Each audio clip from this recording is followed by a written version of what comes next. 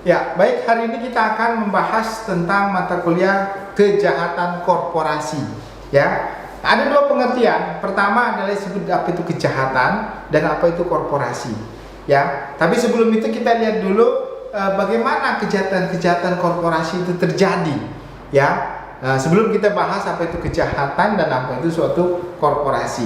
Nah, pengertian daripada jenis-jenis kejahatan korporasi kita banyak ketahui. Ternyata kejahatan korporasi itu sangat lebih besar dibandingkan dengan kejahatan yang dilakukan orang-orang. Bahkan yang mati ataupun korban kematian dari kejahatan korporasi itu lebih banyak, lebih masif dibandingkan dengan kejahatan-kejahatan yang dilakukan oleh orang perorangan.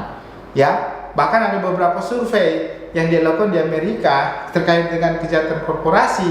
Ya, ternyata di jalanan itu kematian itu lebih kecil dibandingkan dengan kematian yang disebabkan oleh suatu korporasi. Kenapa? Karena korporasi tersebut ternyata tidak punya jiwa tidak punya kehendak. Kehendaknya itu ada pada siapa? Kehendaknya itu ada pada orang. Jadi sepanjang orang itu tidak peduli terhadap korporasi itu bisa melakukan apa saja yang bertentangan dengan hukum, bisa ya, yang mengakibatkan banyak suatu kecelakaan, yang mengakibatkan kehancuran ya, baik lingkungan maupun peradaban bisa terjadi. Nah, kenapa itu bisa terjadi? Nah, kita lihat contoh-contohnya. Nah, kita lihat contohnya. Ada suatu film yang disebut sebagai film Erin Brockovich. Erin Brockovich ini berceritakan tentang seorang paralegal ya, yang bersama-sama dengan itu.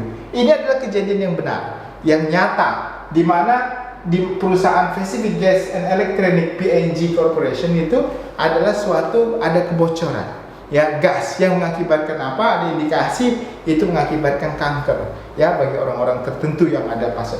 Nah, film ini menceritakan bagaimana seorang paralegal ini bisa mengungkapkan ya kejahatan besar terkait dengan kebocoran gas tersebut dan dia mendapat ganti rugi yang cukup signifikan ya. Nah, dia berhasil untuk melakukan itu. Nah, selain itu kita lihat juga di tahun 1984 ya terjadi suatu tragedi yang menggemparkan, yaitu milik pabrik Unicorn Cambridge India Limited di Bhopal, India ya, disebut sebagai tragedi Bhopal, di mana apa kejadian tersebut ya, buruknya sistem pengamanan dan penghematan biaya. Jadi perlakuan perusahaan ini adalah karena apa?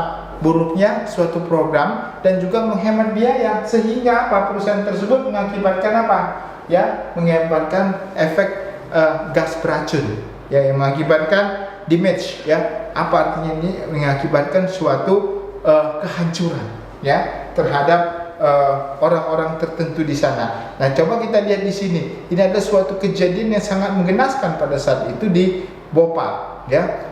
Nah, kita lihat kejadiannya ya. Ini kita lihat.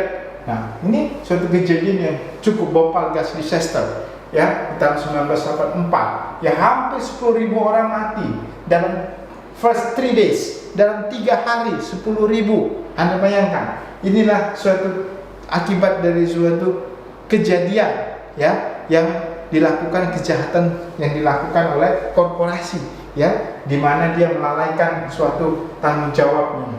Nah, ini juga kita lihat Unicorn Cambridge ya, yang ini kita lihat juga tadi, dia dikenakan denda oleh perusahaan Amerika karena apa? Karena adanya kebocoran gas tersebut ya. Chernobyl ya, kita lihat Chernobyl, hampir 1 million people ya, dari semua itu mengakibatkan kematian 110 ribu ya, mengakibatkan suatu hal-hal yang mengakibatkan banyak terjadi kematian-kematian.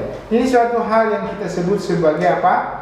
Hampir ini kejahatan-kejahatan yang terjadi oleh suatu korporasi ya. Nah, kita lihat apa ya sebenarnya yang disebut sebagai suatu kejahatan korporasi tersebut. Di sini disebutkan dalam Black Law Dictionary, menyebutkan bahwasannya kejahatan korporasi atau corporate crime adalah any criminal offenses ya, suatu kejahatan yang committed and hence ya chargeable to a corporation. Jadi yang terkait dengan suatu perbuatan suatu korporasi, suatu badan usaha ya. Karena apa?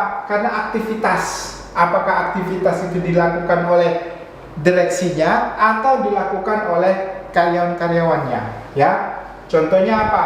Kejahatan korporasi itu price fixing, ya, penentuan harga, ya. Jadi di Indonesia ada Komisi Persaingan Usaha, ya. Contohnya ada dulu pernah terjadi, ya, kasus-kasus terkait dengan price fixing apa? Ya, gugatan terhadap penentuan harga minyak, harga air mineral, ya. Nah, itu juga kalau ada perusahaan menentukan, produsen minyak menentukan harga, contohnya perusahaan A, perusahaan B, perusahaan C minyak, mereka sepakat untuk menentukan harga sekian, ya, maka orang lain nggak punya alternatif karena mereka menguasai hampir 70% minyak goreng, ya, kita tidak punya alternatif. Nah, itu tidak boleh, itu adalah disebut kejahatan korporasi juga.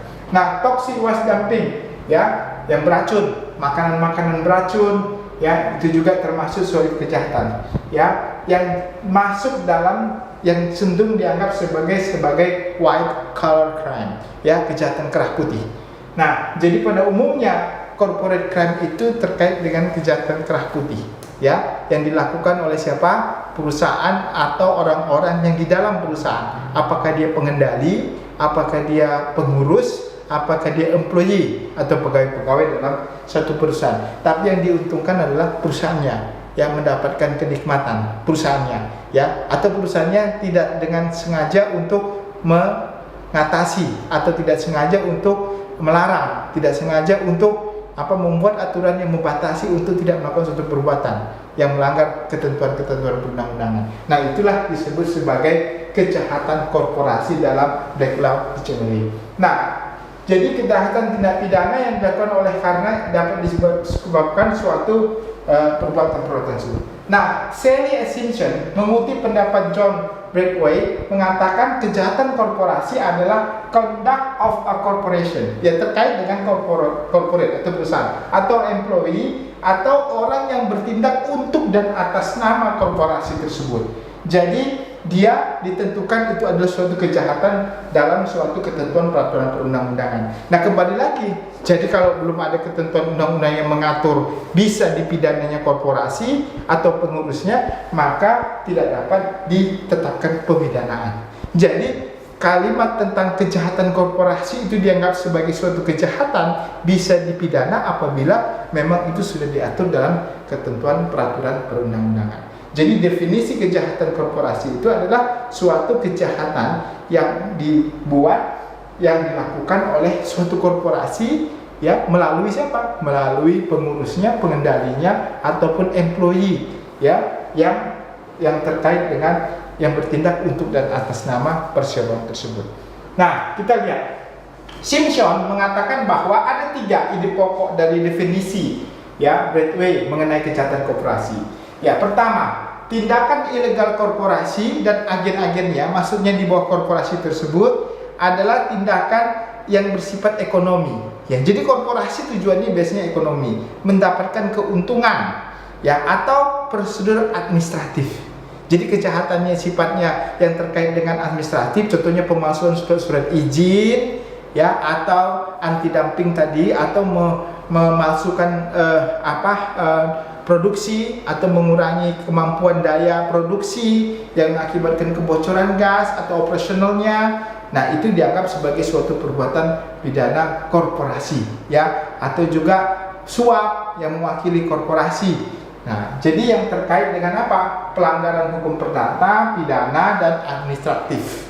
Jadi pada umumnya terkait dengan pelanggaran keperdataan, administratif, dan pidana, ya. Lalu kedua, korporasi sebagai subjek hukum perorangan atau legal person dan perwakilannya termasuk sebagai pelaku kejahatan as illegal actor, ya, di mana dalam praktek judisialnya tergantung pada antara lain kejahatan dilakukan antara dan kualitas pembuktian penuntutan. Nah, jadi korporasi itu dia tidak bisa melakukan segala perbuatan sendiri. Dia hanya benda yang diciptakan oleh manusia. Jadi ada 2 subjek hukum. Pertama namanya adalah naturalist person, yaitu orang. Yang kedua adalah namanya reh person, yaitu adalah orang yang diciptakan seperti manusia, ya, tapi bukan manusia. Namanya apa? Artificial person. Artificial person itu adalah orang diciptakan oleh hukum disebut sebagai represent, itulah korporasi. Tapi dia berbuat berlaku seperti manusia. Nah, tapi kalau nggak ada manusianya dia tidak bisa bertindak. Sehingga orang yang representatif mewakili daripada korporasi itulah juga bisa dipidana dan bertanggung jawab korporasi atas perbuatan pengendali tadi atau pengurus tadi atau employee tadi yang on behalf bertindak untuk dan atas nama korporasinya. Ketiga, motivasi kejahatan yang dilakukan korporasi bukan bertujuan keuntungan pribadi, ya, melainkan pada pemenuhan kebutuhan dan pencapaian keuntungan organisasi. Tidak menutup kemungkinan motif tersebut pula oleh norma operasional dan subkultur organisasi. Jadi syarat ketiga kejahatan korporasi adalah keuntungan suatu perbuatan yang dilakukan tersebut bukan untuk orang pribadi tersebut, bukan buat direksinya, tetapi juga buat korporasinya, bukan buat pengendalinya, tapi buat ownernya korporasi tersebut. Bisa saja korporasi itu dijadikan alat untuk melakukan kejahatan, ya. Setelah masuk uangnya ke korporasi, dia lari ke ownernya. Nah, itu dianggap sebagai suatu motif. Ya, jadi motif keuntungan, motif perbuatan itu adalah semata-mata untuk keuntungan korporasi, ya, bukan untuk keuntungan orang perorangan. Walaupun mungkin dia mendapat bagian, tetapi yang utamanya adalah untuk kepentingan korporasinya. Nah, model kejahatan korporasi yang pertama adalah kejahatan yang dilakukan oleh orang yang bekerja atau berhubungan, ya, dengan satu perusahaan yang dipersalahkan. Jadi yang nanti kita bisa kaitkan antara perbuatan orang dengan perbuatan korporasi, sehingga korporasi bisa dimintakan pertanggungjawaban atas perbuatan orang tersebut. Kedua, korporasi perusahaan sendiri yang melakukan tindakan kejahatan melalui karyawan-karyawannya. Jadi bisa orangnya, korporasinya ditindak, atau korporasinya melakukan tindak pidana, ya, korporasinya sendiri yang melakukan tindak pidana melalui karyawan-karyawannya. Ya, jadi bisa orangnya, kejahatan dilakukan oleh orang yang bekerja, yang berhubungan dengan perusahaan atau korporasinya, sehingga karyawannya juga bisa dipidana. Ya, jadi kita lihat perbuatannya dari mana dulu, korporasinya, orangnya, atau orangnya ke korporasinya. Yang kedua, yang berikutnya, kita lihat jenis-jenis tindakan korporasi. Nah, di sini adalah model-model atau jenis-jenis perbuatan tindak pidana korporasi. Contohnya tadi, pertama anti monopoli, ya, Antitrust and Monopoly Act. Ya, kita di Indonesia ada pidana juga terkait dengan apa? Anti monopoli atau persaingan usaha tidak sehat. Ya. Yang berikutnya adalah penipuan melalui komputer atau cybercrime. Ya, pada umumnya cybercrime ini bisa personal, bisa juga dilakukan oleh korporasi. Di Undang-Undang ITE kita sudah mencantumkan korporasi sebagai subjek pelaku tindak pidana. Lalu apa? Pembayaran pajak, ya, terkait Undang-Undang Pajak. Pajak juga sudah mengatur korporasi sebagai subjek tindak pidana. Penggelapan pajak, perhitungan yang salah pajak, menggunakan restitusi pajak dengan tidak benar, itu semua juga dapat dikatakan sebagai pelaku tindak pidana korporasi. Lalu apa? Illegal product, ya, terkait dengan Undang-Undang Perlindungan Konsumen, di mana produsen menghasilkan suatu produk, apakah makanan dan minuman yang mengandung unsur-unsur yang membahayakan, ya. Nah, itu juga suatu korporasi. Korupsi, ya, penyuapan, bribery, suap menyuap, pelanggaran administrasi, ya, ketenaga kerjaan, ya, termasuk pencemaran lingkungan, ya, Undang-Undang Pencemaran Lingkungan, ya, penebangan hutan, ya, terkait dengan nirlaba atau pertambangan, ya, dan juga money laundering atau pencucian uang, ya, semua masuk. Termasuk di Indonesia juga terkait dengan undang-undang lalu lintas, undang-undang jalan, ya, korporasi juga bisa minta pertanggungjawaban terkait dengan tindak pidana tersebut. Nah, kalau kita lihat dalam hukum di Indonesia, ya, atau hukum, nah, sejarah tentang korporasi ini sebenarnya diambil dari kehendak kasus-kasus keperdataan, ya, tapi dimasukkan dalam kriminalisasi menjadi pidana, ya. Ini berkembang di negara-negara common law.